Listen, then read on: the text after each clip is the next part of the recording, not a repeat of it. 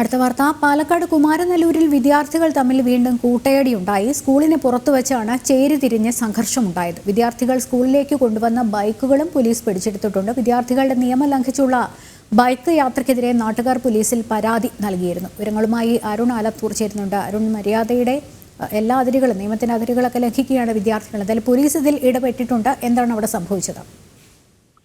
ലക്ഷ്മി, പാലക്കാട് കുമാരനെല്ലൂരിലാണ് വിദ്യാർത്ഥികൾ തമ്മിൽ വീണ്ടും കൂട്ടയടി ഉണ്ടായിരിക്കുന്നത്. സ്കൂളിന് പുറത്തു വെച്ച് ചേരിതിരിഞ്ഞ് സംഘർഷം ഉണ്ടാവുകയായിരുന്നു. വിദ്യാർത്ഥികൾ സ്കൂളിലേക്ക് കൊണ്ടുവന്ന ബൈക്കുകളൊക്കെ പോലീസ് പിടിച്ചെടുക്കുകയും ചെയ്തിട്ടുണ്ട്. വെള്ളിയാഴ്ച വൈകിട്ട് സ്കൂൾ വിട്ട സമയത്ത് റോഡിൽ വെച്ചായിരുന്നു ഈ +1, +2 വിദ്യാർത്ഥികൾ തമ്മിൽ വാക്കേറ്റം സംഘർഷത്തിലേക്ക് എത്തിയത്.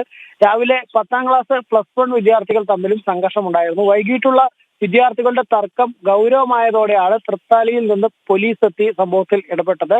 വിദ്യാർത്ഥികളുടെ നിയമം ലംഘിച്ചുള്ള ഈ ബൈക്ക് യാത്രക്കെതിരെ നാട്ടുകാർ നേരത്തെ തന്നെ പോലീസിൽ പരാതി നൽകുകയും ചെയ്തിരുന്നു. ഏതായാലും പിടിച്ചെടുത്ത ബൈക്കുകളുടെ ഉടമകളുടെ പേരിൽ പോലീസ് പിഴ ഈടാക്കും എന്നുള്ളതാണ് പറയുന്നത്.